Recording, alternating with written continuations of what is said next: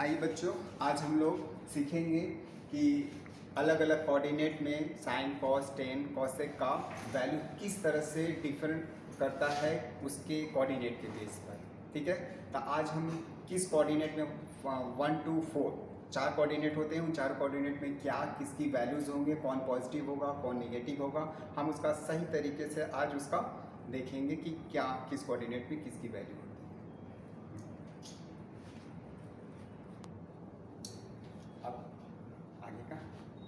चलिए तो हम लोग देखते तो हैं। देखिए, ये हमारा 0 डिग्री हो गया, 0 डिग्री और 180 एक सिंपल स्ट्रेट लाइन हो गया एंड इसके ऊपर एक वर्टिकल लाइन हो गया जो 90 to 270 जाता है। तो इस तरह से हमको चार कोऑर्डिनेट मिलता है। ये हमारा फर्स्ट कोऑर्डिनेट हो गया, ये हमारा सेकंड कोऑर्डिनेट हो गया, ये हमारा थर्ड कोऑर्डिनेट हो गया और ये हमारा फोर्थ कोऑर्डिनेट। तो ये हमारे चार कोऑर्डिनेट हो गए, first coordinate, second coordinate, third coordinate and fourth coordinate. First coordinate में अगर हम बात करें तो इसमें ऑल आर पॉजिटिव, जैसे साइन हो चाहे कॉस हो चाहे सेक टेन कुछ भी हो, उन सबकी वैल्यूज पॉजिटिव आती है। जैसे अगर हम बात कर लें साइन 30, तो अगर साइन 30 की बात करते हैं तो ये हमारा फर्स्ट कोऑर्डिनेट में होगा, क्योंकि 30 0 to 30 तो फर्स्ट कोऑर्डिनेट में आता है, तो साइन हमारा 30 फर्स्ट कोऑर्डिनेट में आएगा। अगर इसकी वैल्यू की बात करें तो हाफ होगा, इट मीन्स पॉजिटिव हो गया। अगर मैं 10 की बात कर लेता हूँ, 10 30 की भी अगर मैं बात करूँ तो 1/√3 होता है, ये भी फर्स्ट कोऑर्डिनेट में आता है तो ये भी पॉजिटिव होगा। चाहे इसी तरह हम कॉस की भी अगर बात कर लेते हैं तो कॉस 30 की अगर बात करें तो ये भी हमारा फर्स्ट कोऑर्डिनेट में आएगा और इसकी वैल्यू हो जाएगी √3/2। इस तरह से अगर मैं किसी की भी वैल्यूज की बात करूं तो सभी फर्स्ट कोऑर्डिनेट में जो भी आते हैं उनकी वैल्यू जो होती है वो पॉजिटिव होती है। ठीक है, अब हम बात करते हैं सेकंड कोऑर्डिनेट। तो सेकंड कोऑर्डिनेट में हमको आने के लिए, ये तो 0 to 90 फर्स्ट कोऑर्डिनेट होगा, सेकंड कोऑर्डिनेट में आने के लिए 90 प्लस होना चाहिए। तो 90 प्लस होगा कब, जब उसकी वैल्यू 90 से अधिक हो जाए तो हम सेकंड कोऑर्डिनेट में आएंगे। तो सेकंड कोऑर्डिनेट में हमने दिखा रखा है साइन, एंड साइन का जस्ट इन्वर्सल हो जाता है कॉसेक। तो इस तरह से इन दोनों की वैल्यू पॉजिटिव होती है, बाकी वैल्यू निगेटिव होती है। इसको हम देख सकते हैं किस तरीके से। तो अगर मैं साइन 120 की बात करूं तो साइन 120 यानी 90 एंड प्लस 30 120। तो साइन 120 की अगर मैं बात करता हूँ, साइन 120 की वैल्यूज की बात करूं तो इसको अगर मैं दूसरी तरीके से लिखूँ थोड़ा सा, साइन 90 प्लस 30, तो ये हो जाता है। हमको इससे पहले थोड़ा सा बेसिक्स हमको पता होना चाहिए था, जो कि हमने इससे पहले वाली क्लास में किया होगा। तो वहाँ से अगर हम 90 प्लस थीटा अगर करते हैं तो यहाँ पर हो जाएगा, 90 का मतलब चेंज होता है, तो यहाँ पर हो जाएगा कॉस 30। ये हमने पिछली क्लास में किया होगा, तभी हम यहाँ पर इसकी बात कर रहे हैं। तो जब 90 प्लस थीटा होता है तो चेंज होता है, यानी कि साइन जो होता है कॉसेक में चेंज होता है, तो हमारे ये कॉस 30 है। इट मीन्स साइन 120 की वैल्यू वही होगा जो कॉस 30 की वैल्यू होगा। तो इस तरह से कॉस 30 की वैल्यू हो जाता है √3/2। तो देखिए यहाँ पर साइन 120 की वैल्यू जो हुआ वो पॉजिटिव आया है, इट मीन्स साइन की वैल्यू पॉजिटिव होना चाहिए सेकेंड कोऑर्डिनेट में। इसी तरह से अगर मैं अब कॉस के लिए की बात करता हूँ कि कॉस 120 की वैल्यू क्या होनी चाहिए, तो फिर से यहाँ पर हम सेकंड एग्जांपल, ये मान लेते हैं फर्स्ट एग्जांपल था, सेकंड एग्जांपल में हम बात करते हैं कॉस 120 की। तो कॉस 120 की अगर मैं फिर से इसको मैं तोड़ता हूँ दो पार्ट में, तो इसको लिखता हूँ कॉस 90 प्लस 30 यानी कि थीटा। तो 90 का मतलब मैंने चेंज बताया था, जो कॉस होता है वो साइन में चेंज होगा, तो यहाँ पर हो जाएगा साइन 30। लेकिन यहाँ पर जो है वो जब कॉस जब चेंज होता है तो उसका साइन जो होता है वो निगेटिव आ जाता है।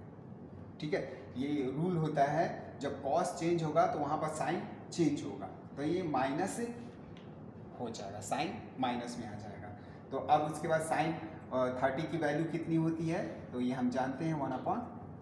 तो यानी कि देखिए इसकी वैल्यू जो होगी वो निगेटिव आई, cos 120 की वैल्यू जो है निगेटिव आई, लेकिन sin 120 की वैल्यू पॉजिटिव आई। इसका मतलब होता है कि sin जो है हमारा फर्स्ट कोऑर्डिनेट और सेकंड कोऑर्डिनेट में पॉजिटिव होता है एंड cos जो होता है सेकंड कोऑर्डिनेट में निगेटिव होता है। ठीक है, यहाँ से समझ में आ पाए। अब इसी तरह से अगर हम थर्ड कोऑर्डिनेट में बात करें तो थर्ड कोऑर्डिनेट में हमारा 10 जो होता है वो पॉजिटिव होता है और cot 10 का जस्ट इन्वर्सल होता है cot जो हमारा होता है पॉजिटिव होता है एंड 10 एंड cot पॉजिटिव होता है थर्ड कोऑर्डिनेट में एंड अदर चीज निगेटिव हो जाएगा। और इसके अलावा कोई भी अगर हमारा थर्ड कोऑर्डिनेट में आता है तो वो निगेटिव हो जाएगा। इसी तरह से अगर मैं फोर्थ कोऑर्डिनेट में बात करूँ तो फोर्थ कोऑर्डिनेट में cos और sec पॉजिटिव होंगे और इसके अलावा जो भी दूसरी वैल्यूज आएंगे वो निगेटिव हो जाएंगे। ठीक है, तो अगर मैं फोर्थ कोऑर्डिनेट में बात कर लेता हूँ क्योंकि ज़्यादातर इम्पोर्टेंट हमारा फर्स्ट सेकंड एंड फोर्थ ज़्यादातर हम अप्लाई करते हैं। तो फोर्थ कोऑर्डिनेट में हम ये देख लेते हैं कि फोर्थ कोऑर्डिनेट में कैसे आ जाएंगे। तो फोर्थ कोऑर्डिनेट में आने के दो तरीके होते हैं, या तो हम एंटी क्लॉकवाइज चलें तो भी हम आ जाएंगे एंटी क्लॉकवाइज चल के फोर्थ कोऑर्डिनेट में, और क्लॉकवाइज चलेंगे तो भी हम आ जाएंगे इसमें फोर्थ कोऑर्डिनेट। तो देखिए क्लॉकवाइज ये हो गया और एंटी क्लॉकवाइज ये हो गया।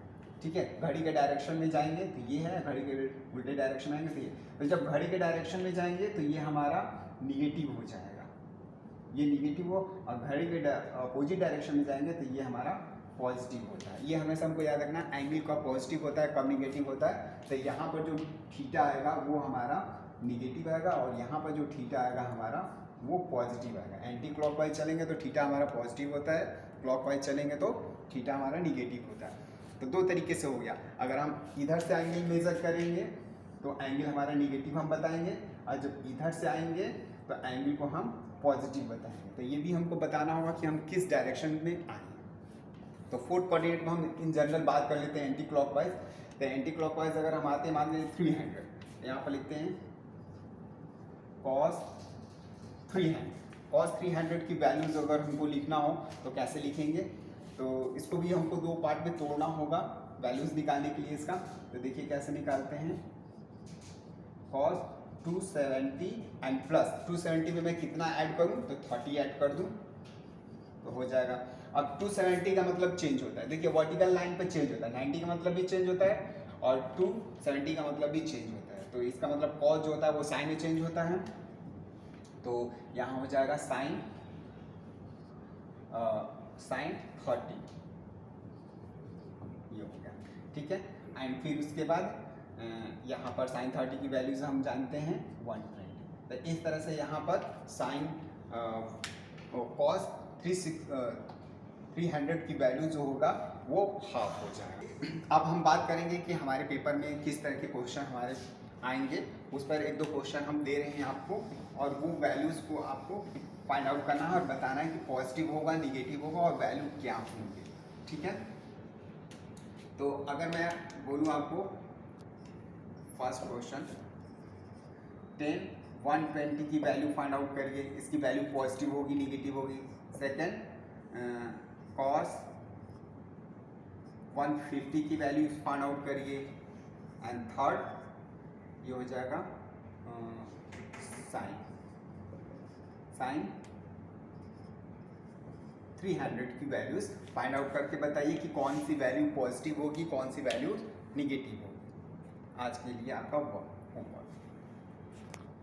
ठीक है, चलिए हम इसके आगे का आपको थोड़ा सा हिंट देते रहे हैं कि किस तरीके से ये सॉल्व होगा, थोड़ा सा बता देते हैं। इसके आगे आप खुद सॉल्व करिएगा, जैसे मैंने भी पिछले क्लास में मैंने इसको तोड़ के दिखाया था उसी तरह से मैं आपको इसको थोड़ा सा सॉल्व कर दे रहा हूँ। 10 190 प्लस 30 इस तरह से आप इसको तोड़ देंगे तो तोड़ने के बाद जो वैल्यूज आएंगे फिर वहाँ से इसका निकालिएगा क्या होता है। फिर cos ये हो जाएगा। हम इसको दो तरीके से लिख सकते हैं, 180 माइनस भी कर सकते हैं और 90 प्लस भी कर सकते हैं। तो हम 90 प्लस कर दे रहे हैं, 90 प्लस 60 ये हो गया। एंड फिर इसका जस्ट उसी तरह से हो जाएगा। इसको भी हम 360 माइनस कर सकते हैं या 270 प्लस कर सकते हैं। तो हम इसको 360 माइनस करते हैं क्योंकि नो चेंज होता है। अब इसको आप सॉल्व करेंगे तो डायरेक्ट इसकी वैल्यू आएगी।